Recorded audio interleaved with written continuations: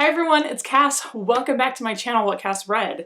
Today we are doing my March wrap-up, and we have 19 books to get through, so let's get to it. I have my reading journal once again, and this is where I'm going to be referencing of the order in which I finished the books. That's how I kind of wrap these up. If you want me to, 19 books feels insane to me.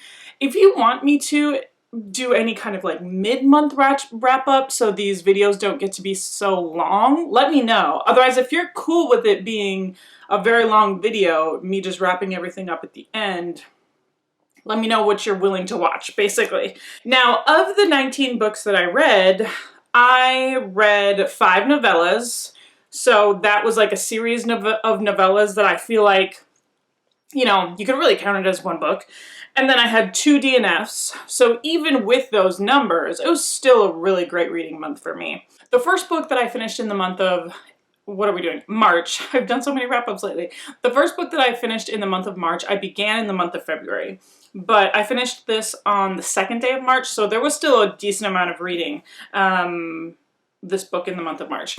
That is The Daughter of No Worlds, written by Carissa Broadbent. This is book number 1 of her War of the Lost Hearts series. I think it's it's just a trilogy. Her other one, The Crowns of Nyaxia, that is going to have a release this month, and that one is going to be 6 books, I believe, but this one is just a trilogy. So this is the first book in the trilogy. I gave it 4 out of 5 stars. I really enjoyed it. I think Carissa Broadbent knows how to provide the best of both fantasy and romance into one book very seamlessly. She does a really great job of this. So this follows a young woman named Tisana, and at the beginning of the book, Tisana is captured as a young girl because she has these gifts and she is enslaved. The rest of her people have been taken off somewhere, and the implication is that they're being taken to be put to death or be worked to death as slaves for someone. But since Tisana has these gifts, she is spared that fate, and she is brought to this really big household. And that's where she grows up. She grows up as a slave who dances, but she also does perform as a bed slave for her master, and she's trying to break free. She's desperately trying to break free. In the first chapter, she does, and she spends the rest of the book trying to get to this other continent, this other magical continent. It's assumed that she has some shared heritage with the people of this continent. She's not like 100% a member of this race, but that's kind of where we're assuming her powers came from. And she's trying to reach this continent, and she's trying to basically get there, learn how to use her powers so that way she can come back and free the slaves, free some of the people that she left behind. I will have to say, that is only half of the book. I can't even tell you what happens in the second half, because this book, I think that's why I gave it 4 out of 5 stars. It was really great, but I'm telling you, I got a little bit of whiplash from the plot twist right in the middle. And it was so good, it was so unexpected, but it really felt like the second half of the book that I was reading a completely different book. A completely different book series. I have started on the second book in the series, and that's where like the majority of our action kind of takes place, is this after this plot twist happens. So I have been having a lot of fun with it. There's a really solid romance and really solid characters that we follow. And Tisana is really great as a female lead, and if you're looking for fantasy romance, I'm telling you, Carissa Broadbent is one of my favorite authors so far that I have found for this like hybrid genre that's really gaining popularity. Then, after I completed that, I immediately went into, turned around and read the last book in the Hoops trilogy. And so this is Hookshot by Kennedy Ryan. So I went back into the contemporary romance genre. I read the first 2 books in February. And if you watched my February wrap-up, which I hope you did, I just posted it over the weekend, Kennedy Ryan was a confusing author for me up to this point, because I had one of the best reading experiences of my life with her first book in this trilogy, which is Long Shot. But I've also DNF'd 2 of her books. She packs such an emotional punch. One of the DNFs was because I was like, I can't handle this content right now. It had to deal with grieving the loss of a family member, like a close family member and long-term illness, and I was like, I can't do that right now. So there was a lot riding on this third book. There was a lot riding on Hookshot. This is a sports romance, single dad, age gap romance. I'm beginning to find that I kind of like these like age gap single parent situations. So this follows a man named Keenan, and our heroine is called Lotus. Lotus is book one's cousin. Our heroine Iris and her cousin Lotus. Lotus is the heroine in this book. And then Keenan is actually on the same basketball team as August from book number one. So there's a lot of like character overlap. And I think that's one of the strongest things about this book, because we're basically following Lotus as she's just young and in her 20s. She's working for this really cool fashion house that's like really up and coming, and she is doing really well for herself in her career. Keenan has recently moved to New York City. Their basketball team is actually based in San Diego, but his ex-wife and their daughter, like his ex-wife is filming this new reality TV show and dragging the daughter along with. So he felt that in order for him to be close to his daughter and not lose a lot of contact with her, because she's, you know, kind of in that like young, I don't remember how old she was, maybe like 12, 13, 14, somewhere in there. So a really young, impressionable age. Since he was in the off season from his basketball team, he decided to also just kind of make the move and stay in New York City for the summer, so that way he could also be close to his daughter. There's been some interactions between Keenan and Lotus a couple times before because of this connection through the basketball team and through their cousin. And it was one of those ones that like sparks flew immediately, and they both find themselves, you know, New York City in the summertime. What could you possibly do with that? It was really good. And once again, we tie a lot of Lotus and Iris's upbringing into this book, which was one of my favorite aspects to the book. Lotus and Iris are from New Orleans, Louisiana. And there was a traumatic event to happen to Lotus when she was a young girl, and she was taken and removed from her home situation to go live with their great-grandmother. And her great-grandmother was a practicing voodoo. I wouldn't call her a priestess, but she practiced voodoo. And she lived on the bayou, and so everybody pretty much on the bayou like would go to her for the things that they needed. And so that has a really strong impact on Lotus and the way that she moves throughout the world, and the fact that her great-grandmother took such good care of her is so good. And yes, there's a lot of trigger warnings for this book as well. Sexual assault and sexual abuse of minors. And Kennedy Ryan she knows how to treat these subjects so carefully and so well. So if you are in the headspace for any of her books, this was another banger.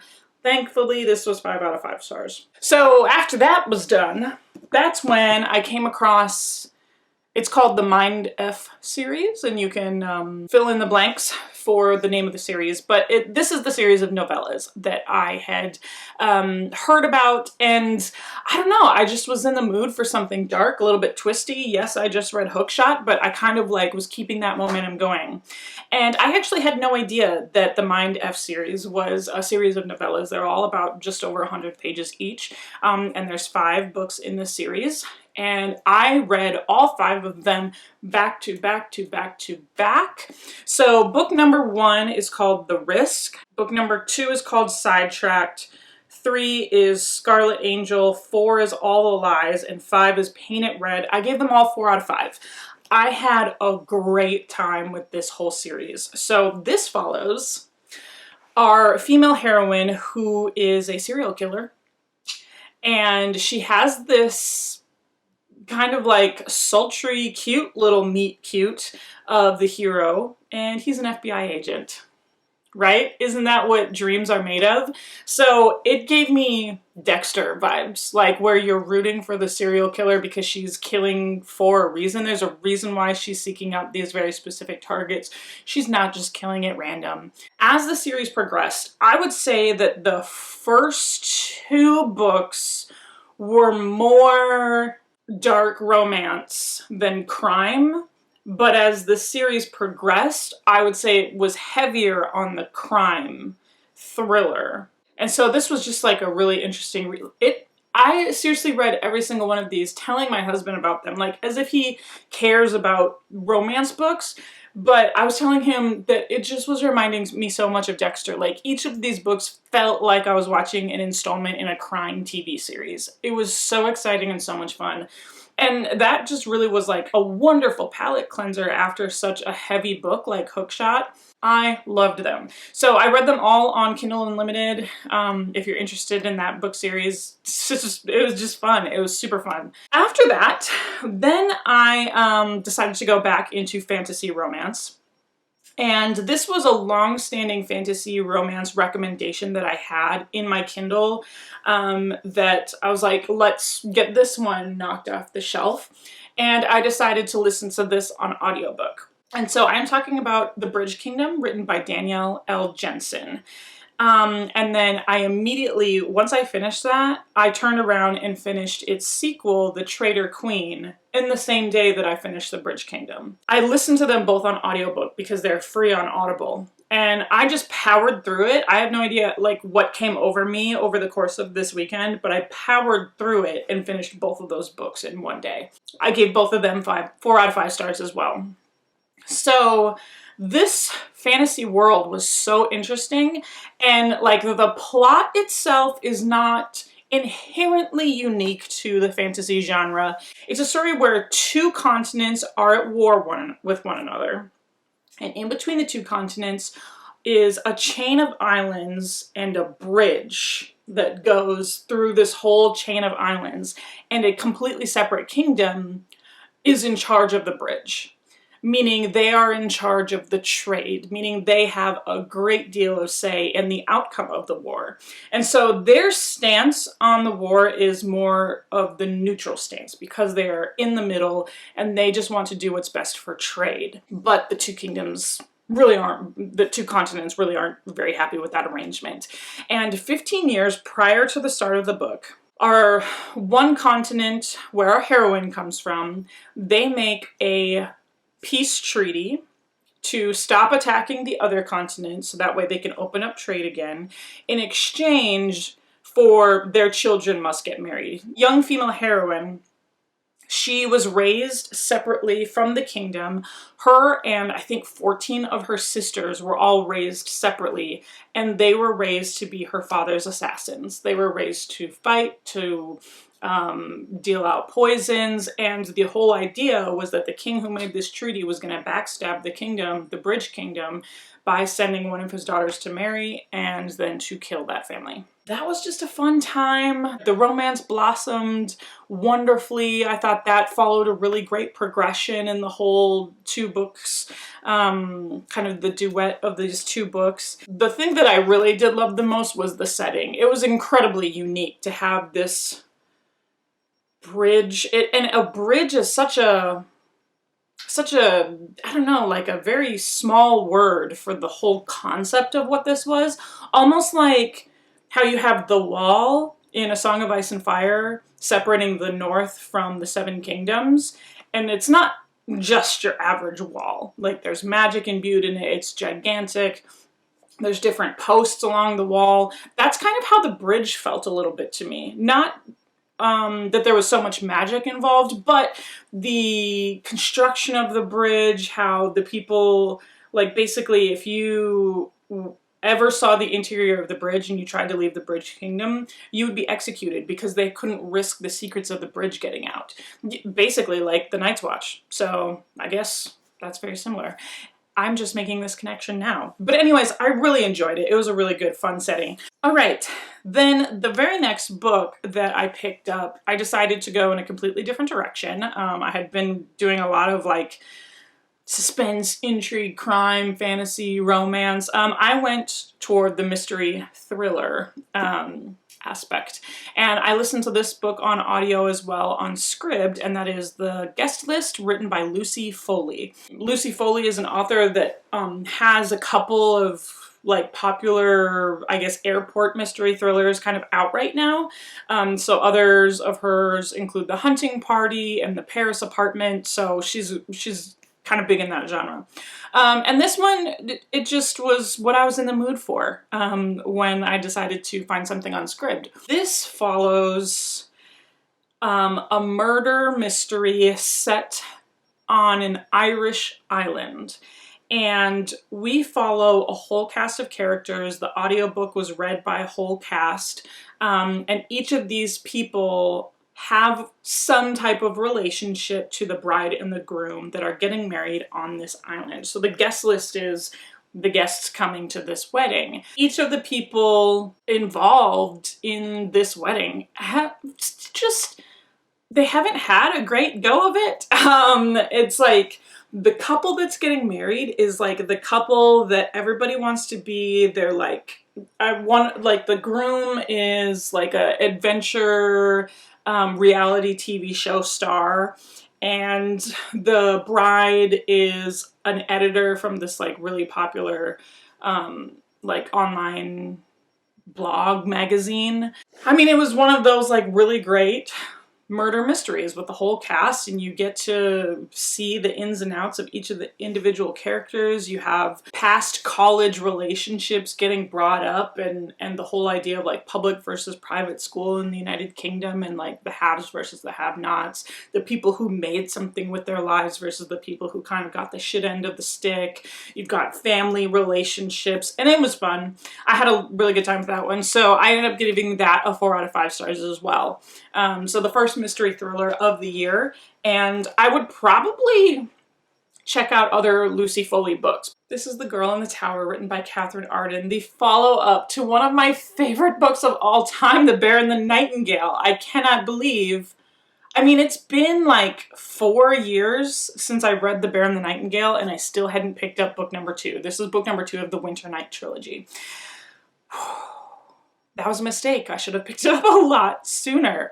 I think my big fear with picking this one up is I wouldn't feel the same like magic that I felt with the first book in this one. In The Bear and the Nightingale, we follow a young girl named Vasilisa, where she was born in the first book, and we follow her through her like young womanhood, and then we pick up almost immediately after the events of that book. And so now we're still like, we're more like present day with her, where she's more of a young woman. In the first book, she has such a connection to the ancient, like, pagan ideology of Russia, and there's a huge infiltration of Christianity into her town. It has a really big impact on her life personally, because her father remarries and her stepmother is really big into Christianity and wants to convert everybody.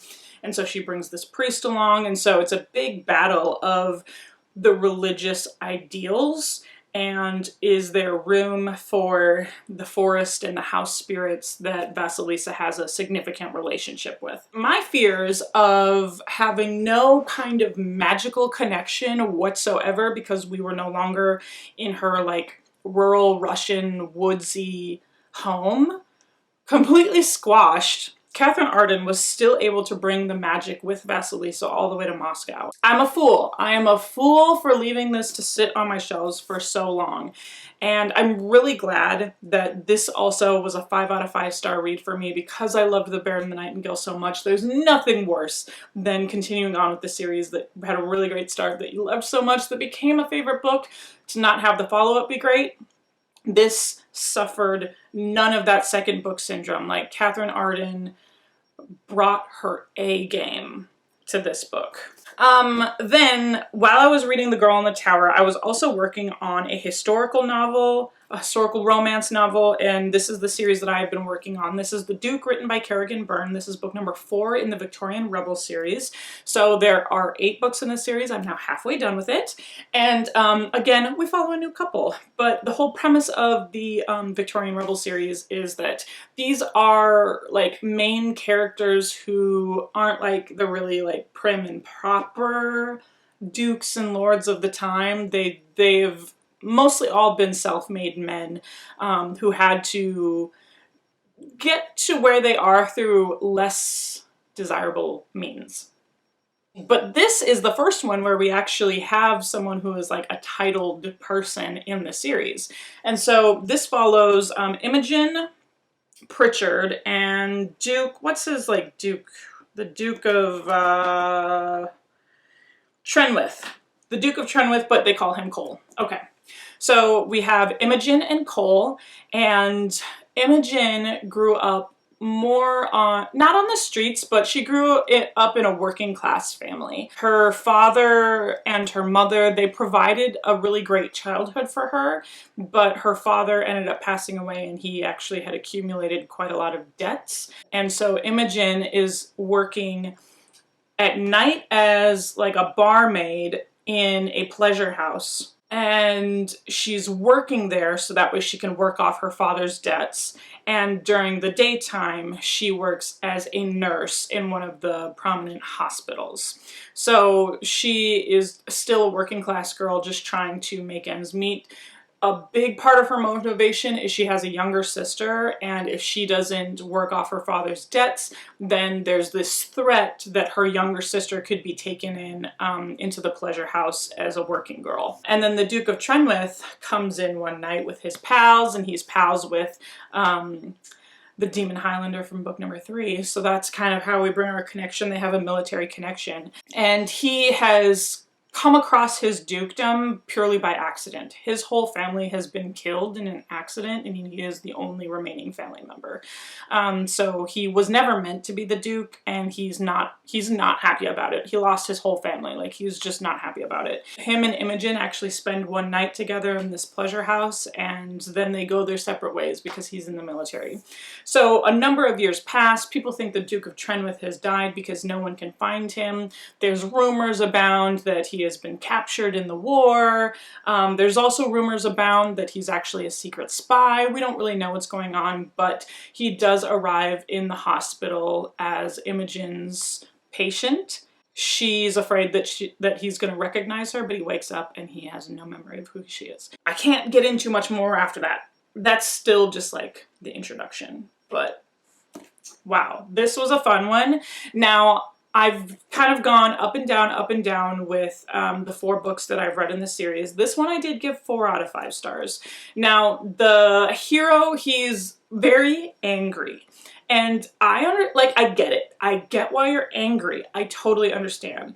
But sometimes he's like, sometimes he's just a dick, you know? Like, Imogen is trying her hardest, and I just really ended up liking her as a heroine, someone who's just really trying to make things work. And she never like apologizes for where she is at. She never apologizes for what has happened to her. And it took a long time for me to feel like their romance could have a happily ever after, because they fought so much because he was that mean. He was just that mean. There was just like a little bit of questionable consent happening here. So that was another reason why I couldn't give it a 5 out of 5 stars, but still really happy that I read it. Had a lot of fun. Wow, that was the only historical romance I read in the month of March. Maybe I should read more in April. Okay, then immediately after finishing The Duke, then I picked up The Winter of the Witch, the 3rd and final book of the Winter Night trilogy written by Catherine Arden. 5 out of 5 stars. Oh, so amazing. It feels really good to, number 1, have a trilogy completely crossed off my list, one that's been sitting on my TBR for ages. But again, I was so afraid of not having that same magical connection. I have nothing to worry about if Catherine Arden is the one who's writing about it. So that's all I can say about this 3rd installment, because it is so epic. It's a short book. It's deceivingly epic. There's a lot that happens in these pages, but we're still able to like keep that conflict of religion and paganism versus Christianity, and do they have a place in the modern world? Oh my gosh, it was so good. So that was a 5 out of 5 stars. Then this book was my Stephen King pick for the month of March. And I'm still working my way through Stephen King. I don't know why I picked this book up. Couldn't tell you. Couldn't tell you what drew me to it. I wasn't initially thinking anything of it. I honestly didn't think this book would have such a big impact on me. But I will tell you that this is one of the most surprising 5 out of 5 stars I've ever given. This is Dolores Claiborne, written by Stephen King. Dolores Claiborne is a woman who lives on this island off of the coast of Maine. So there's a really big, like, small town. Everybody on the island knows everybody's business. And she's been a long-time resident, I think, from, like, she was born on this island and she's basically said she's gonna die on this island. This is where she's made her home. This book was so interesting. Oh my gosh. Okay, so she was arrested for the murder of her employer Vera. The whole book is basically, imagine you're talking to a tape recorder in the police station and giving your statement. That was the whole book. I was gonna read this as a physical version, but once I caught on to like what was happening, I was like, I have to listen to this on audio. So I did. It's available on Scribd. Wow. First of all, I honestly don't think I've read a book quite like that in terms of like the format, where it's like she is talking to characters in the room, she's giving her statement, but then she's like, oh, can I have a glass of water? Or I know you got that whiskey under that drawer. So basically it's this older woman who's giving her confession and spilling the secrets of the island and spilling the secrets of her life. And I loved this book. I loved it. So surprising. This is in my top five favorite Stephen King books now. I haven't yet posted this book, but haven't yet posted this video, but that's one of the videos that I'm planning on posting is like my ranking of the Stephen King novels. I filmed that before I finished this book, and that was so stupid of me because this would have been in the top 5. Completely out of left field. Now, I do know what my next book will be by Stephen King, and that is Gerald's Game. So one of the like mystical things to happen in this book is there is a total solar eclipse, and Maine is on the path of totality, so they're going to get full darkness in the daytime. On one end is this island on the path of totality, and then clear across the state of Maine on the other end is another location, and that main character are in Gerald's Game. And so there's this like supernatural kind of connection that goes on during the eclipse.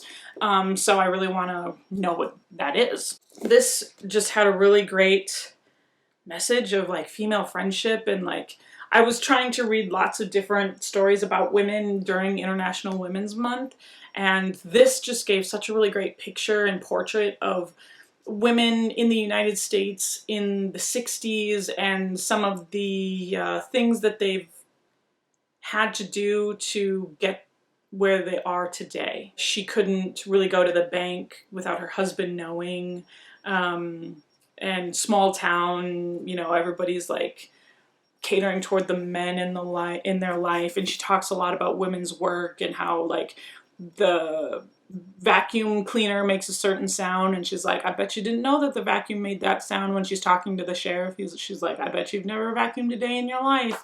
And then the power of the friendship of Dolores and Vera. And it was really good. Like the message about motherhood. There was a lot in there that I was not expecting. Talk about a cover that like doesn't actually tell you what the story's about. So anyways, all right, I then continued on. Now we're getting toward the end of the month, and I was really trying to keep up my momentum with the series that I've been working on. I've been finishing series a lot in the month of March, and that felt really good. So I wanted to continue on with the Daughter of Smoke and Bone trilogy. This is book number 2 in the trilogy, Days of Blood and Starlight. And I can't really tell you where we start off in this book because spoilers, but this kicks off, like there's like a couple different flashbacks of like our main character Carew, like before and after like the big spoiler section, but the story itself is like a couple months after the events of the last book. And we know a couple months have passed because her best friend from art school in Prague becomes like a main player and a major character. She gets her own POV in this book. And we're hearing about what has happened in the world between the angels and the demons from her perspective. So she becomes a new player, and I thought that was really fun. We still follow along with Karu and Akiva as our main characters. She's dealing with loss, she's dealing with grief, she's dealing with betrayal, and I give it 4 out of 5 stars because this definitely did feel like a second book, just tying us till we get to the 3rd book in the trilogy when everything's about to come to a head. So it wasn't as strong for me personally as book number 1. Book number 1 just felt really sweeping, and there was this big romantic plot. This didn't feel quite the same, but it was fun to see friendship kind of at the center of this one versus the first one. So yeah, I'm really happy to be continuing on with that trilogy, and then hopefully I'll be able to finish that trilogy up. I have 4 more books to talk about, and 3 out of those 4 are romantic suspense. Now, the first book that I finished was a brand new author to me. This is Catherine Cowles, and this is Tattered Stars, book number 1 of the Tattered and Torn series. So yes, I'm trying to finish series, but then I end up starting a whole brand new one. But it's okay. This series was by the recommendation from Jess from Peace Love Books, and she has been a big romantic suspense reader, and she's kind of been in the mood. So that's how I found out about Catherine Cowles. And Catherine Cowles has a couple new releases, so maybe I'll be able to like work my way toward those as well. But this is a small town romance. I wouldn't say it's like, I don't see it as enemies to lovers, but it was like distrust to lovers. This follows a young woman named Everly. At the beginning of the book, she is a part of this like very religious group. Like her father is at the head of this very religious and like doomsday prep kind of group. They live very isolated from the small town that they're in. It's a mountain town called Wolf Gap, but they're even more isolated from the town. And at the beginning of the book, Everly is about 11 years old, and her father has kidnapped a young girl from the town because he felt that she was not living the path of righteousness, and he was going to show her the true path. And I guess this girl had been at her family's home for about a week, and at the beginning of the book, Everly gets the courage to saddle up her horse and ride into town, which was very far away. She goes to the police station and turns her father in. Basically, the aftermath of her turning her father in had big implications on that like religious religious group and the prepper group. They basically excommunicated her, want nothing to do with her. Her brother's still a part of that group. Her cousin is still a part of that group. Her mother passed away and actually left her the family farm. So she is returning to the town of Wolf Gap, and she is just going to try and start fresh and start over. And she wants to build an animal sanctuary in the town, or in the ranch that her mother left to her. And she's just trying to get acclimated, and of course it's a small town, so word spread pretty fast that someone was coming back to live at that ranch. And the new sheriff in town is actually the brother of the girl who was kidnapped. And so that's why he has so much distrust of her. He kind of sees Everly as like the pinnacle of all of his family problems. Like his family has tried so hard to move on and heal from this event, and he sees her as the source of their problem, and he just doesn't want anything to do with her. So it's so much fun. We've got this romantic suspense. The suspense plot is like she's getting a lot of damage to her property. Like basically her family members are not happy that she's back in town, and you know, yeah, it was fun. It was a lot of fun. Read it in one sitting. This was 4 out of 5 stars. And then at the same time, I was listening to this next book on audiobook. So this is one of the books that I picked up in my first book haul of the year. This is The Obsession, written by Nora Roberts. And this was a recommendation from people who are like, if you're interested in romantic suspense, if you're interested in Nora Roberts, this is a good one to pick up. This actually became my first DNF of the month of March, and it came on March 28th. So this was toward the end of the month. I actually read quite a lot of it. I read 75% of this book, and then I started Tattered Stars, and it was like the battle of the romantic suspense, and I realized this book could not hold a candle to this book in terms of the suspense, in terms of the romance. I found myself like getting quite bored toward the end of this book. So it saddens me to have had to do that because the beginning, if this book continued on the way that the beginning of this book did, it would have been a smash hit for me. This is another situation where a young girl wakes up in the middle of the night in her bed and she sees her father leaving her cabin or their house. They also live kind of on the outskirts. Her father's very controlling and wants them to live a certain lifestyle.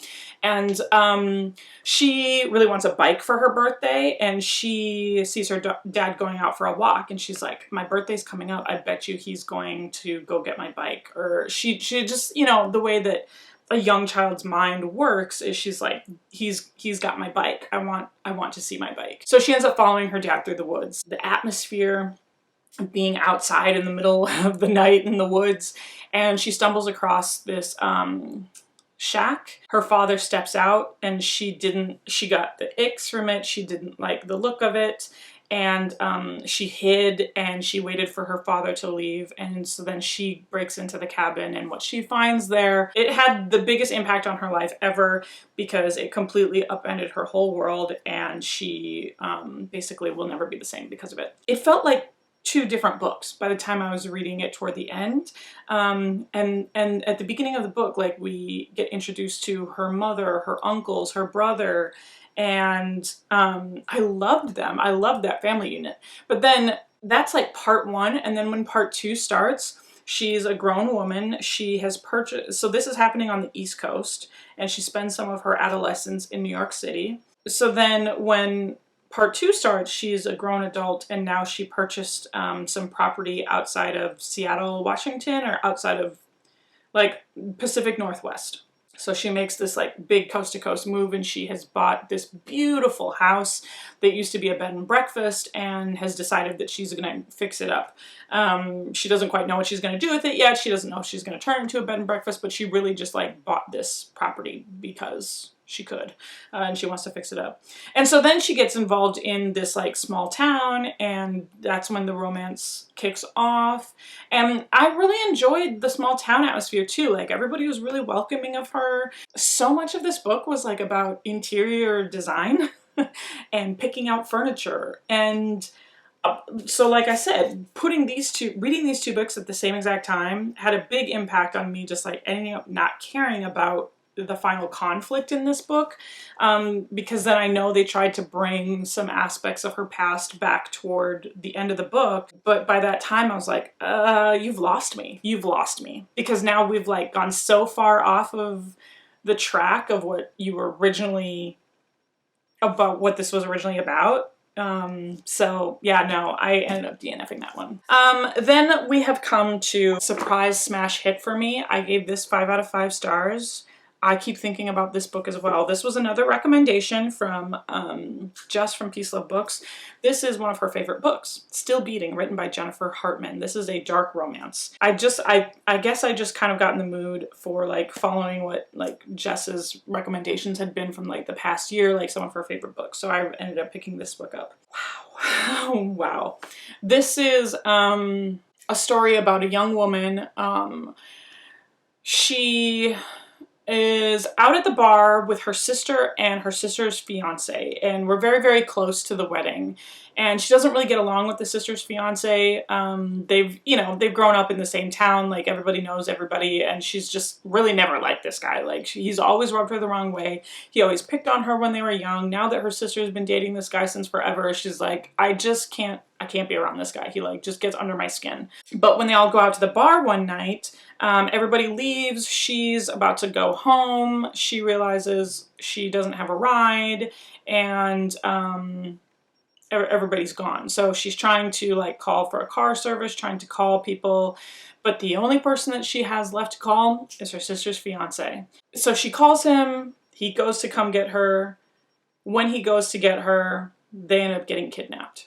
And they're kidnapped together and brought to this serial killer's basement, and they are tortured together. They have to do some pretty abhorrent things to one another to survive. The bulk of the story is when they've escaped, and they're dealing with the after effects of that. It seems like such an outlandish plot, and I thought, as I was reading this, I was like, this is just going to kind of be like you know, maybe like a 3 or a 4 star. But the way that Jennifer Hartman like depicted their trauma and their healing of the trauma was so powerful and so moving that I had no choice but to give this a 5 out of 5 stars at the end. They've really found, like, there's nobody else who understands them quite the way that the person who was kidnapped with them understands them, and that has implications on the wedding. It has implications on their family and their friendships. Are they able to move on? And